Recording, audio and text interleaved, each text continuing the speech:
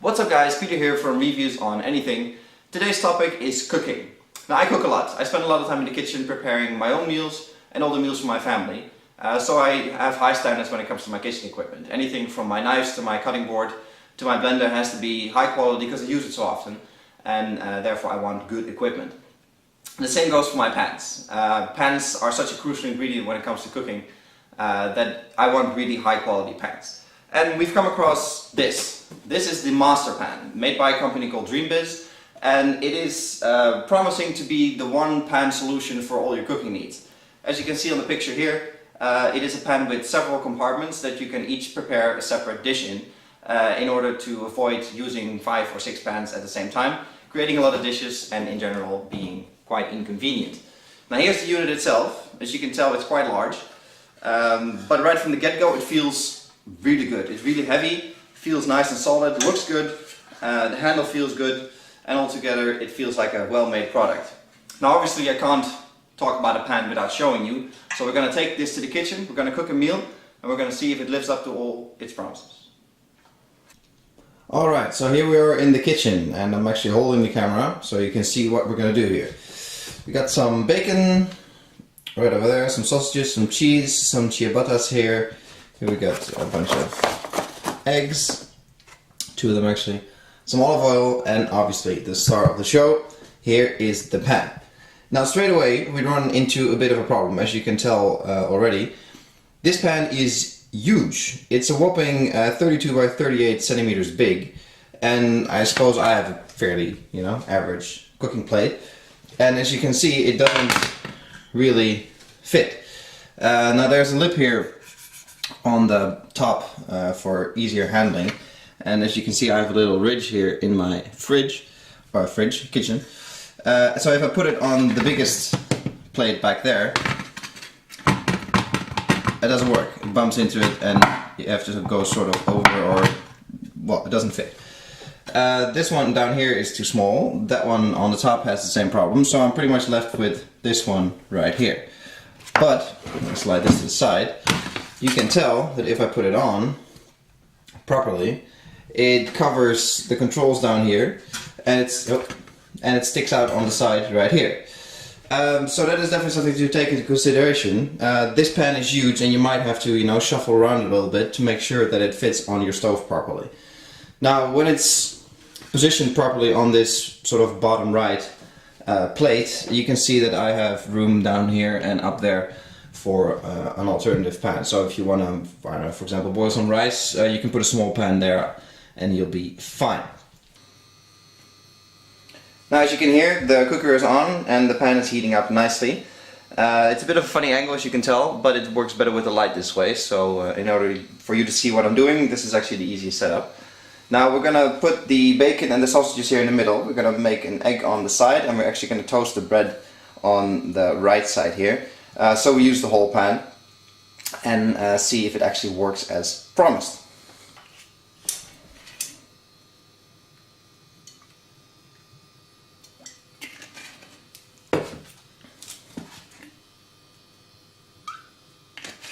There we go, a bit of olive oil. We're going to start off with the sausages. Now the middle part here gets hotter than the rest of the pan, so this is probably the place where you'll primarily be putting your meats and things that you really want to get thoroughly cooked.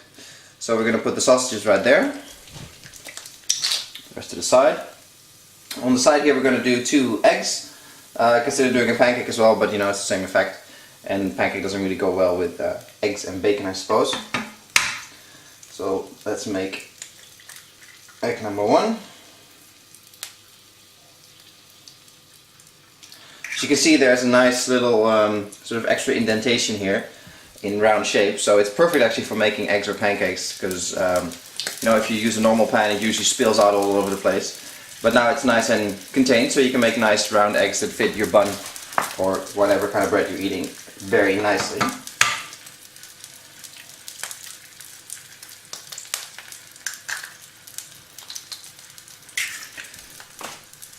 Now I've used this pan a couple of times before already, obviously to try it out. And it is a bit of a sort of management challenge here. Since the middle gets a bit hotter than the rest, you sort of have to get used to the timing of the pan, because obviously you want all your food to be ready sort of roughly at the same time, and it gets it's a bit of getting used to on, you know, how hot it actually gets, how fast you can cook, how fast you cannot cook, and especially because the pan is so big, and you have several different sort of dishes or ingredients going on. It is a bit of a management task to get it all done and to make sure you flip everything on at the right time and things don't really burn. So that is something to take into consideration. But then again, if you think that this is one pan with, you know, 5 compartments, you can also use 3 or 4 pans on your, you know, normal pans on your stove, and then you still have to hustle, you know, to make sure everything works and everything gets done at the same time. So it's pretty much the same process. Now it's just condensed in one pan. In the meantime, let's see how the sausages are doing. Oh, that's going nicely, as you can tell.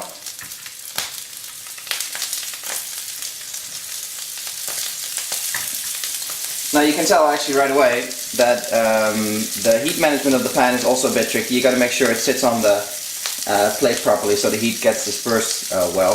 You can see this one obviously got cooked a bit more than that one, and the top two not so much. So yeah, also that's another, you know, challenge, that you have to find the sweet spot on how to place this pan on your stove in order to get the maximum heating out. Now obviously it's olive oil, so it will you know, fizz and spatter a bit, but you know, that's fine, no problems there. Eggs are going nicely, as you can see here on the side, and now it's time to add the bacon. Take notes, epic mealtime, bacon strips.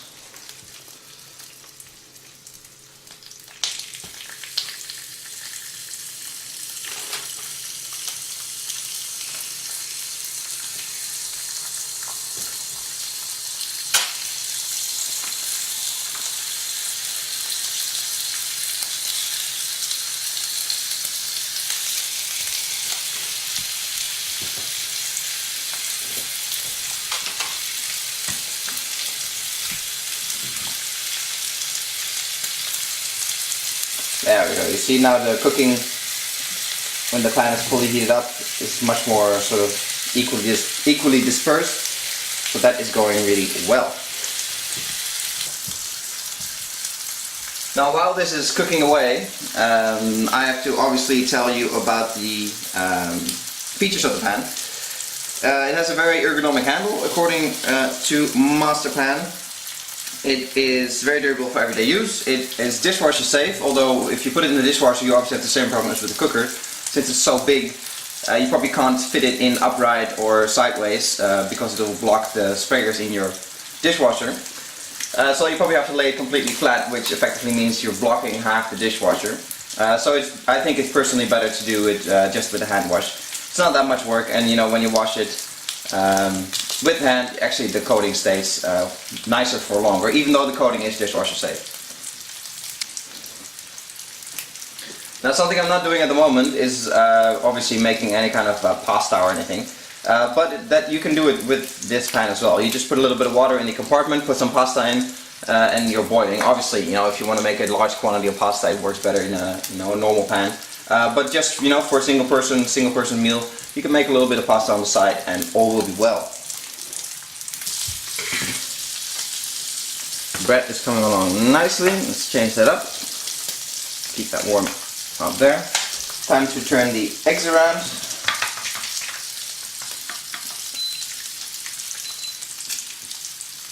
That's my cooker beeping that I'm actually blocking the control panel. Oh.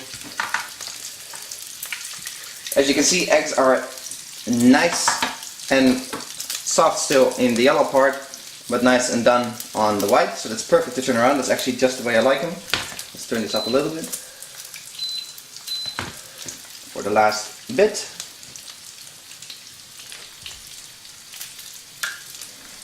There we go. This is going to turn into one nice meal. No veggies, as you can see, but it's lunchtime now, so you know, don't necessarily need lunch for vegetables for lunchtime.